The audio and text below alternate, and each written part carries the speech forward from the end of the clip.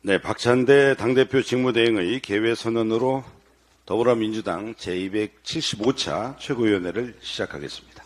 제275차 최고위원회의를 개회합니다. 먼저 박찬대 당대표 직무대행의 모두 발언이 있겠습니다. 집권여당 국민의힘 전당대회가 점입 가경입니다. 민생 파탄, 국정 실패, 총선 참패에 대한 반성과 성찰을 해도 모자랄 판국에 친윤과 비윤이라는 한가한 세력 다툼으로 줄 세우기를 시작하더니 결국 영부인 이름까지 등장하며 문자 일십 진실 공방을 벌이고 있습니다. 민생은 파탄 지경인데 한가하기 짝이 없는 모습이 참으로 절망적입니다. 국민의힘은 절규하는 국민이 보이긴 합니까?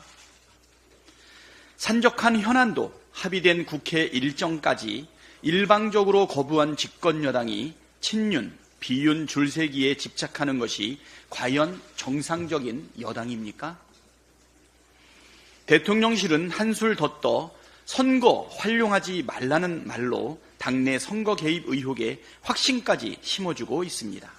말 그대로 점입 가경입니다. 국정 실패를 철저히 반성하는 집권여당의 모습을 보여달라는 국민의 기대와는 정반대의 모습만 보이고 있습니다. 국민의힘은 120만 명이 넘는 국민이 왜 대통령 탄핵 청원에 동의하는지 헤아리십시오. 구제불능의 구태정치 대신 혁신과 반성, 개혁과 성찰로 변화하는 전당대회를 보여주시기 바랍니다. 인사가 만사라는데 윤석열 정부의 인사는 참담하기만 합니다. 제대로 된 검증 없이 편향된 역사, 정치 인식을 갖춘 인사를 지명했습니다. 국세청장 후보로 지명된 강민수 서울국세청장은 5.18 민주화 운동을 광주 사태로 폄훼하고 12.12 군사 반란은 거사로 미화했습니다. 전두환 씨를 국가의 안정을 내세운 결정을 과감성 있게 발휘했다며 찬양하기도 했습니다. 편향된 역사 인식을 갖춘 분이 균형 있게 일할 수 있는지 의심스럽습니다. 더구나 이해 충돌에 대한 문제도 제기되고 있습니다. 연매출 8,500억 원의 기업을 운영하는 처가 일가의 기업의 소속기관의 기관장인 국세청장 스스로가 셀프로 이해관계를 신고하고 회피, 기피할 수 있겠느냐는 지적이 잇따르고 있습니다. 이뿐입니까? 방송통신위원장으로 지명된 이진숙 후보자도 자격이 없기는 마찬가지입니다. 스스로 우파 전사라 칭하며 정치적 편향성을 드러냈고 세월호 참사, 단원고 전원 구조라는 오보 사태의 주역이자 세월호 참사가 북의 공작이라는 글에 찬동했던 사람입니다. 이태원 참사 기획설과 5.18 민주화운동 희생자를 모욕하는 글에 동조한 극우 인사입니다. 공영방송을 아예 극우 유튜브 채널처럼 만들 작정입니까? 민주당은 대통령의 막무가내식 극우 인사 등용에 제동을 걸겠습니다. 한 점의 의혹도 남김없이 철저히 검증하겠습니다. 건전재정 운운하며 서민지원에 옹색하던 정부가 역대 최대 나라빚으로 허덕이고 있습니다.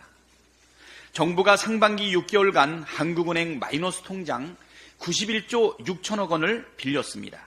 14년 만에 최대 규모입니다. 마이너스 통장 이자 비용은 1291억 원으로 역대 1위입니다. 늘어난 국가 채무에 작년부터 이어진 세수 펑크까지 불안한 재정으로 나라 곳간이 비어가고 있습니다. 그런데도 정부는 2년째 부자 감세에만 매달리고 있습니다.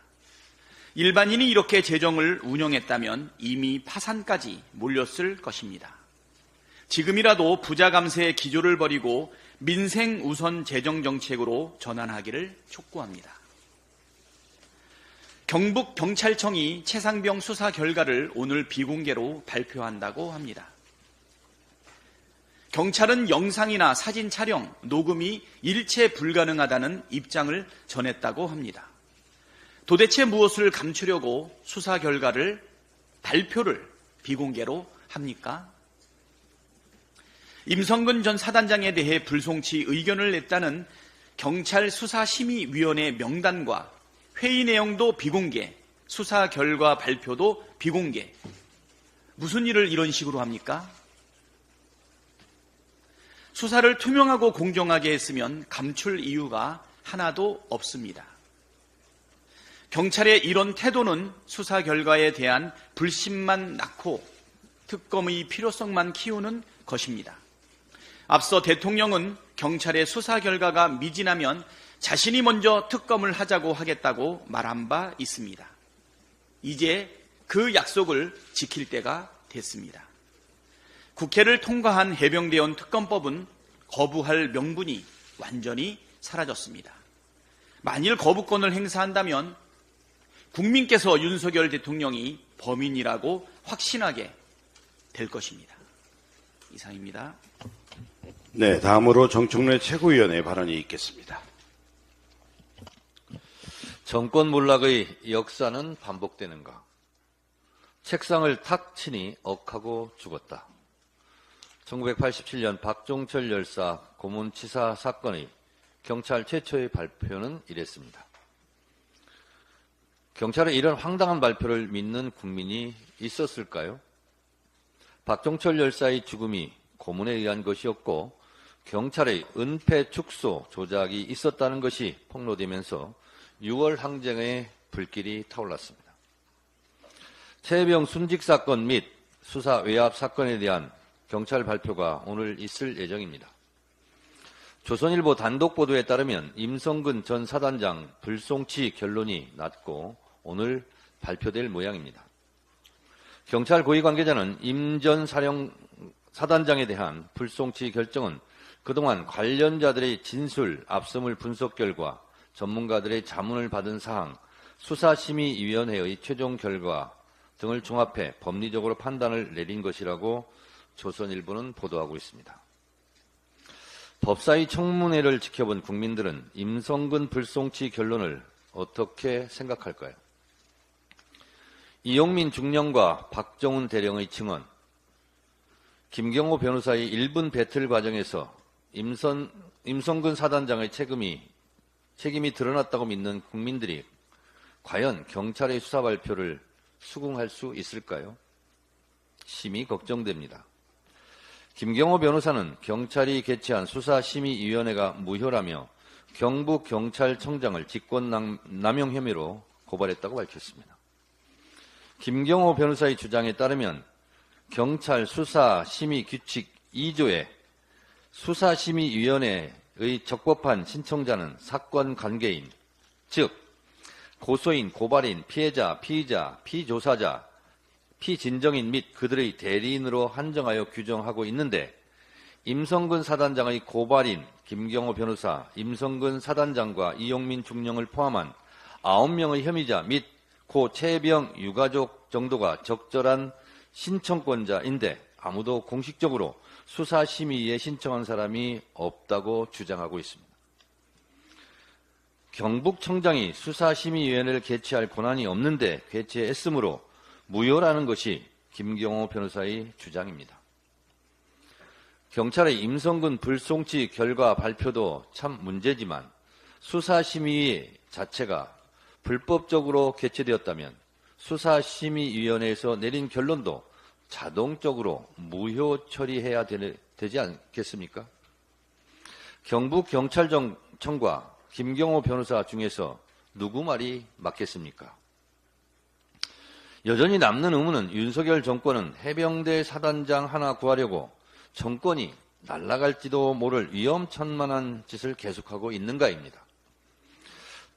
도대체 무슨 판도라의 상자이길래 이리도 무리수를 쓰는지 정말 미스테리입니다.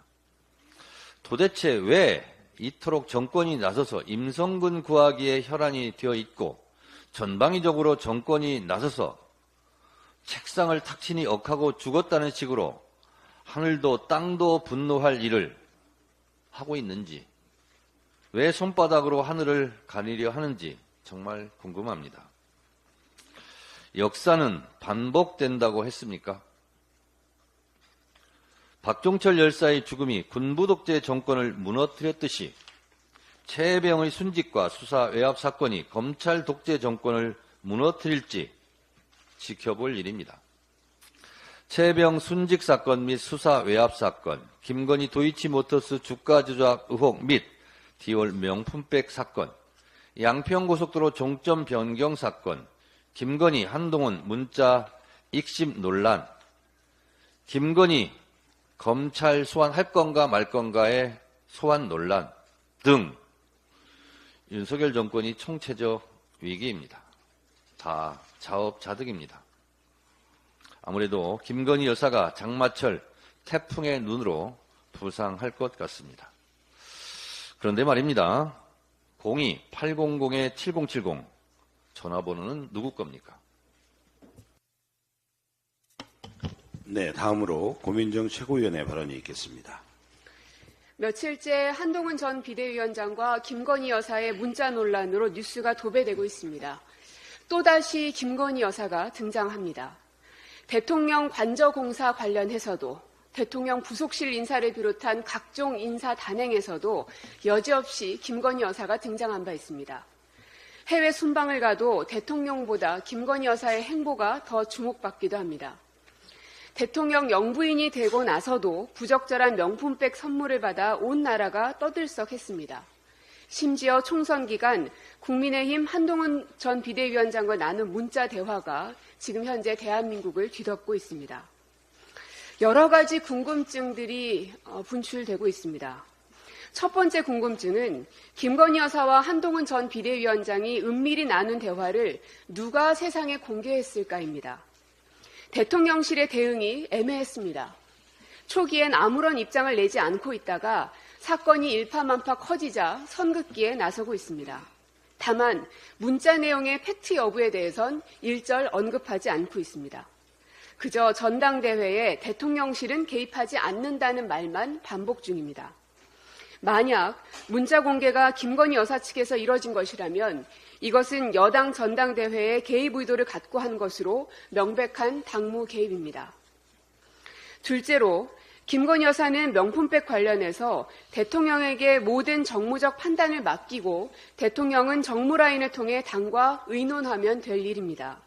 그런데 이것을 왜 여사가 직접 한동훈 전 위원장과 얘기를 나눴을지, 윤석열 정권의 시스템 붕괴를 여러 차례 언급한 바 있습니다. 이것 또한 정부 여당이 시스템 위에서 작동하지 않고 사적 인연으로 문제를 풀어가고 있다는 증거인 셈입니다. 셋째로 대통령은 이 두 사람의 대화를 알고 있었을까입니다. 해당 사건은 집권 정당의 운명을 좌우할 수 있는 중대 사안이었습니다. 상의 없이 여사가 문자를 보낸 거라면 대한민국의 국정 방향은 내가 정한다는 여사의 비뚤어진 생각이 초래한 일이 되는 것입니다. 반면 상의를 한 상태에서 보낸 문자라면 한동훈 전 위원장의 대응은 무척 부적절했습니다. 자신의 정치적 입지를 만들기 위해서 정당이 응당 알아야 할 사실을 의도적으로 알리지 않았기 때문입니다. 또다시 등장한 김건희 여사, 그리고 자신의 정치적 이해득실을 위해선 물불 가리지 않는 한동훈 전 비대위원장, 영부인과 여당 대표의 사적 대화를 보며 한숨부터 나오는 게 사실입니다. 그러나 더 큰 걱정은 계속된 대한민국 국정 시스템의 완벽한 붕괴입니다. 대통령은 보안 설치가 되어 있지 않는 개인 전화로 사방에 전화를 했던 것이 최상병 사건을 통해 만천하에 드러났습니다. 그리고 영부인은 사사로이 여당 대표와 국정을 논하는 것이 이번에 밝혀지고 있습니다. 국정농단의 서막을 보는 것 같습니다. 네, 다음으로 서영교 최고위원의 발언이 있겠습니다. 대한민국이 떠들썩합니다. 김건희 여사의 한동훈과 주고받은 카톡 내용이 세상을 휘몰아치고 있습니다. 정말 황당하지 않습니까? 대통령 부인이 한동훈 당시 국힘 비대위원장에게 그런 카톡을 보냈다니 정말 황당하지 않습니까? 그 전에도 그 둘은 텔레그램입니까? 예. 텔레그램을 주고받았다고 하니 더 비밀스러운 이야기를 하려고 했던 모양입니다. 텔레그램으로 어떤 비밀스러운 얘기를 하려고 했는지 숨기려고 했는데 만천하에 드러났습니다. 아니, 일부러 이것을 흘리는 거 아닙니까? 제가 묻겠습니다. 이 텔레그램 문자 내용 누가 흘린 겁니까? 김건희 여사에게 묻겠습니다. 김건희 여사가 직접 흘린 겁니까? 김건희 여사가 주고받은 텔레그램 내용을 누가 흘린 겁니까? 김건희 여사가 직접 흘린 겁니까? 직접 이것을 흘렸다면 정말 잘못된 국정농단이라는 거 알고 있지요? 도대체 김건희 여사는 대한민국을 얼마나 더 주물럭대야 성에 차겠습니까? 대한민국 경제 다 망가뜨리고 주가 조작은 혼자 다 하고 양평으로 고속도로는 위기하고 명품백을 받고 엄마하고 함께 주가 조작하고 엄마는 잔고 위조 증명해서 감옥 가고 도대체 얼마나 더 국정농단을 해야겠습니까? 그리고 이번 임성근 사단장 관련한 최수근 상병 사망사건 관련한 수사 외압에도 계속 김건희 여사가 그 그림자가 어른거리는 이유는 뭡니까? 문자의 진실이라며 밝혀진 내용입니다. 김건희 여사가 너무 다소곳하게 제가 하라는 대로 다 할게요. 사과하라면 하고 다 할게요. 비대위원장님 처분 기다릴게요. 이렇게 문자를 보냈는데 어떻게 감히 한동훈 비대위원장이 문자를 보고 씹을 수 있느냐라며 일십 논란이라고 합니다. 그런데 또 더 과간인 것은 한동훈 측에서 제공했는지 사과하면 책임론에 불붙을 겁니다. 그럼에도 이 말이 빠졌다고 하는 거 아닙니까? 윤석열 친윤 쪽에서 제공했는지 김건희 여사가 직접 제공했는지 모를 이 문자의 핵심에 김건희 여사가 보낸 것 짜집기 한 것 중에 이 내용이 빠졌다는 거 아닙니까? 사과하면 책임론에 불붙을 겁니다. 그럼에도 그리고 밑에는 김경률 극단 워딩에 너무 가슴이 아팠지만 한동훈 위원장 다양한 의견 말씀에 이해하려 합니다. 중략 위원장님께서 그럼에도 불구하고 사과 필요하다면 단호히 결심하겠습니다. 아니 문자가 유출됐다는 것도 황당한데 유출이 그냥 되겠습니까? 김건희 여사가 유출했으니까 유출되는 거 아니겠습니까? 이런 국힘 당대표 뽑는데 관여하려고 한 겁니까? 그것도 이런 알량한 방법으로 말입니다. 그리고 이 내용도 다 사실이 아니라 거짓이라면 또 한동훈 후보 측에서 공개한 거 아닙니까? 참 황당합니다. 참 황당합니다. 제가 이것 관련해서 국힘당 당대표 후보들이 이야기했습니다. 한동훈 비대위원장을 배신자라고 그리고 아마추어라고. 이제 알았습니까? 배신자이고 아마추어인 거? 대한민국 국민은 다 압니다. 맞습니다. 배신자이고 아마추어입니다. 그런데 나경원, 원희룡 등등 그 후보자들은 꼭두각시에 불과한 거 아닙니까? 그리고 그 전에 배신자라고 낙이 찍혔던 사람들 아닙니까? 대한민국의 여당의 당대표 후보들이 대통령을 떠나서 대통령 부인의 꼭두각시가 되었어야 되겠습니까? 그리고 한동훈 후보는 지난 법무부 장관 시절 그리고 검사 시절 김건희 여사와 주고받은 카톡이 수백 개에 달한다는 거 아닙니까? 그리고 우리는 기억해야 합니다. 김건희 여사가 후보 부인이던 시절 제보할 게 있으면 한동훈이한테 해. 한동훈이한테 내가 하라고 할게. 그런데 이거 꼭 비밀로 해야 돼? 큰일 나. 라고 했던 내용을 국민이 다 알고 있습니다.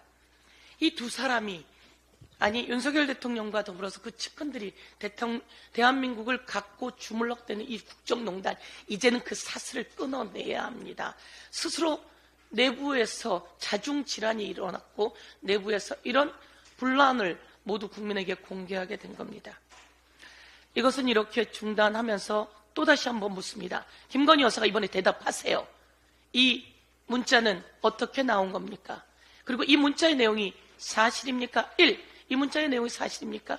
2. 이 문자는 어떻게 나온 겁니까? 3. 이 문자 김건희 여사가 유출한 겁니까? 4. 왜 이런 문자를 유출한 거죠? 그리고 한동훈 후보의 답변 문자를 보니 주요한 내용이 빠졌던데 빠뜨리고 일부러 한 겁니까? 답변 공개적으로 요구합니다. 그리고 모든 국민이 다 알고 있었습니다.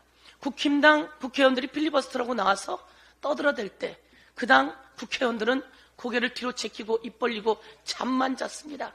그들이 수십 시간을 이야기했는데 그날 그 입 벌리고 잠잔 그 사람들이 기사는 다 잡아먹었어요. 그런데 그 사람들이 주진우 등등 이야기하면서 임성근을 구하려는 게 아니에요 라고 했지만 끝내 임성근만 빠졌습니다. 임성근만 빠졌습니다. 이걸 뭐라고 이야기할까요? 제가 오늘 한 번 더 이야기하겠습니다.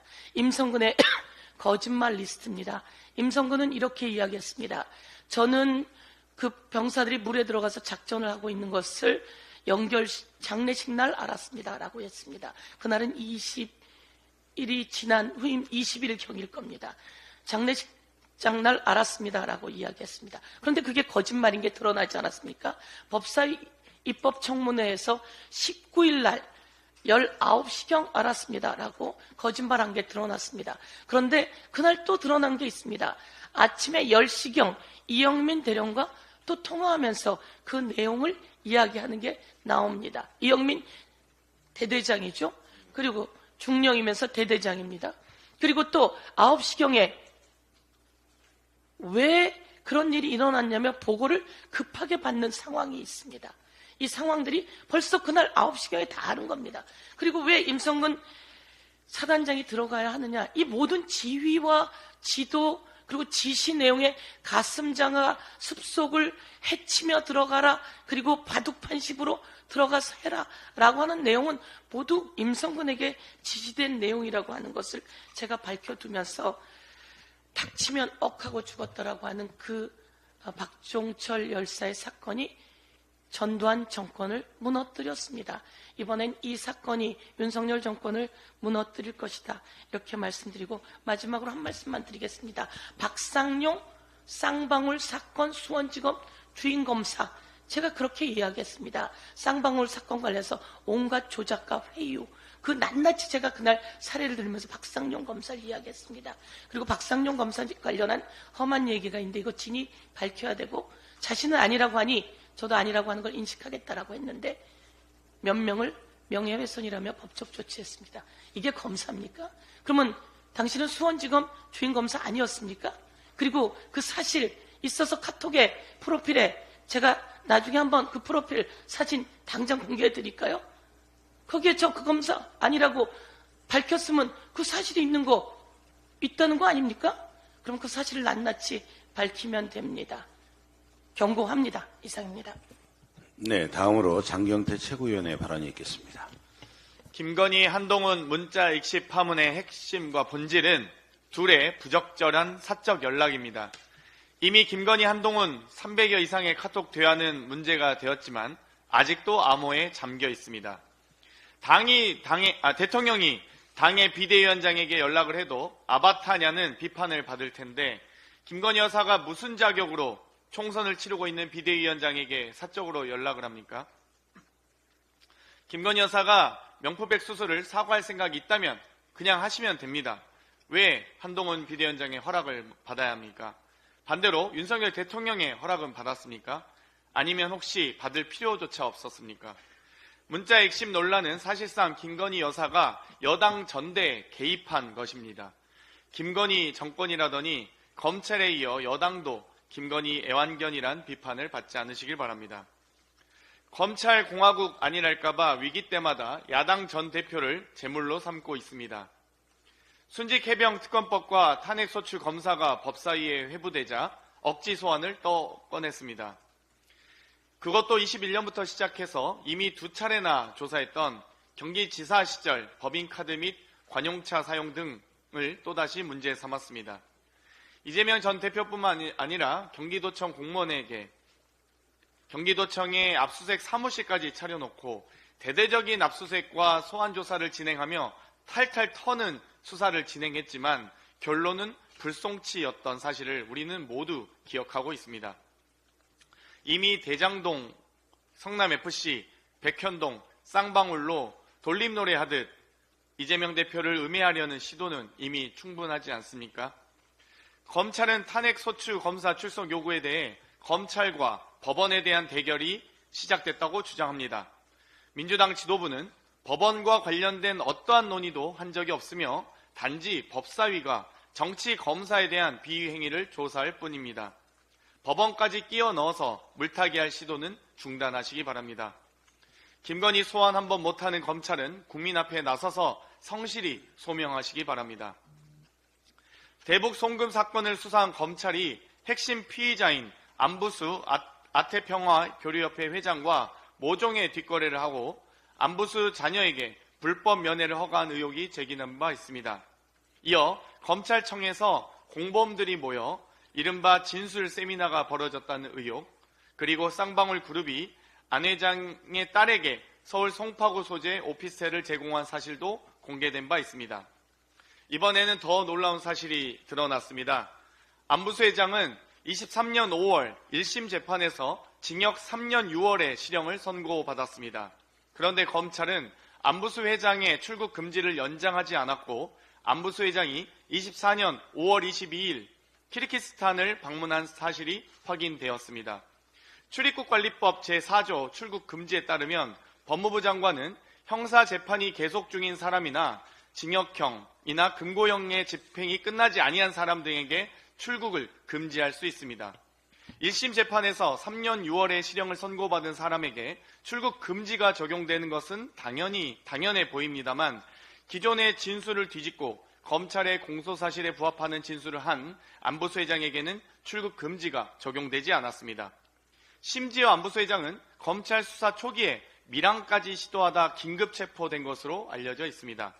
밀항에 도주 우려까지 납득하기 어려운 의혹들이 가득해서 누가 검찰을 신뢰할 수 있겠습니까? 최혜병 사건 의혹의 중심이었던 이종섭 장관의 출국금지 해제도 이상합니다. 법무부는 2023년 수사 대상자 요청으로 2건의 출국금지를 풀어줬다고 합니다. 2023년에 수사, 재판, 체납 등의 사유로 출국금지에 대한 이의신청은 293건이었습니다. 단 2건의 특혜가 이종섭 전 장관과 안부수 회장 이 두 사람뿐이었다면 박성재 법무부 장관도 조사받으셔야 될 겁니다. 지난주 대정부 질의 때 법무부 장관에게 하고자 했던 질문을 다시 묻겠습니다. 안부수에 대한 출국 금지를 풀어준 사실이 있는지, 있다면 무슨 이유였고 어떤 규정에 근거했는지, 또 출국 금지 해제가 한시적이었는지에 대한 질문을 다시 한번 드립니다. 출입국 관리 책임 있는 법무부 장관은 성실히 답변하시기 바랍니다. 이상입니다. 네, 다음으로 전은수 최고위원의 발언이 있겠습니다. 수원 주임검사가 박상민이죠. 이동관 김홍일에 이어 방송 장악을 위한 세 번째 소모품이 되려 하는 이진수 방통위 내정자의 페이스북을 쭉 훑어봤습니다. 꼭 한번 훑어보십시오. 놀랍니다. 이분은 극우 유튜버들과 맥락을 함께하고 있습니다. 2022년 11월 3일 이태원 참사에 대해 누구의 책임이라고도 생각하지 않는다. 2023년 1월 15일 촛불로 대표되는 좌파들의 행동은 멀쩡한 대통령을 탄핵으로 몰고 갔다. 2023년 3월 18일 좌파는 선전선동에 강하다는 취지로 이야기하면서 이태원 참사 전 헬로윈 축제를 예고 홍보했던 MBC 보도가 그 한 가지 사례다. 2023년 10월 31일 미국이 일본 해산물 사서 주일 미군 먹인다라며 우리나라라면 큰일 났을 텐데 이렇게 하면서 오염수 방류 후 일본 해산물 옹호, 그걸 군대에 먹이는 미국을 옹호했습니다. 2024년 4월 6일 민주당의 나경원 대표만큼 애국자 있으면 나와봐라. 일본은 현재 한국과 자유주의 동맹국이다. 이태원 참사 기획설의 내용이 포함되어 충격을 주고 있는 이외에도 건국전쟁 영화를 이용하여 이승만 찬양, 좌파는 선전선동을 해서 대한민국을 뒤엎으려 한다. MBC가 좌파 도구라며 편파적 이념적 집단이라는 것이 페이스북 내용의 대부분입니다. 이태원 참사가 특정 세력에 의해 유도되고 조작된 사건일 가능성도 배제할 수 없다던 윤석열 대통령과 참 일치된 관점을 가지고 있구나라는 생각을 했습니다. 한간에 윤석열 대통령에게 조선일보라도 보세요라는 우스갯소리를 들어보신 적이 있으시죠? 웃을 수 없는 농담입니다. 그렇기에 이번 방통위 위원장 내정자는 정말 위험합니다. 이진숙 내정자는 MBC 방송 탄압을 대놓고 앞장을 서왔던 사람입니다. 방송사 노조 사찰 프로그램을 묵인 방조한 혐의로 공동 불법 행위자로서 손해배상 책임이 있다는 대법원의 판결도 이미 받았습니다. 방통위원장의 가장 부적합한 자가 세 번째 위원장으로 또 내정되었습니다. 윤석열 대통령님, 취임 초 말씀하셨던 것처럼 언론은 절대 장악할 수 있는 곳이 아닙니다. 여기 계신 언론인 여러분, 여기 4, 50명 정도 계시는데 절대 장악당하지 마십시오. 각종 커뮤니티에서 공무원 6만 원 뇌물 해고 사실이 뒤늦게 알려지자 댓글이 몇천 개씩 달리고 유튜브에서는 뉴스 조회수가 100만 회를 넘어가고 댓글이 10,000개씩 달리고 있습니다. 난리입니다. 버스 기사는 800원 횡령으로 해고되고 소방관은 병원에 환자 이송하고 커피 얻어 마셨다고 감사에 지적받고 공무원은 6만 원 뇌물로 해고되고 근데 여기서부터는 다릅니다. 검사는 99만 원 룸사롱 접대받아도 불기소되고 검사 출신 국회의원은 50억 원을 아들 통해 받고도 무죄를 받고 그렇다면 김건희 여사는 영부인 정도 되니까 300만 원 정도야 명품백 받아도 조사조차 없는 게 당연하지 않겠습니까? 1차로 어떻게든 직무 관련성 요건 없애고요. 2차로 직무 관련성 없다면 100만 원에 맞추는 거죠. 그런데 김건희 여사는 100만 원도 훨씬 넘어가니까 공직자가 아님네 이런 요건 맞추는 겁니다. 이제는 300만 원 백 받고도 문자로 사과를 한다고 했는데 한동훈이 일십했다느니 아니느니 국민의힘에서 시끄러운데요. 도대체 뭐가 중요한지 전혀 모르고 있습니다. 지금 대한민국은 공정하고 상식이 있는 나라가 아닙니다. 법과 절차 아래 야만 사회가 되어가고 있습니다. 완벽한 공정은 바라지도 않습니다. 조금이라도 나아지길 바라는 외침들이 공허하지 않게 제발 국민들을 돌봐주십시오. 네, 다음으로 강민구 최고위원의 발언이 있겠습니다. 강민구입니다.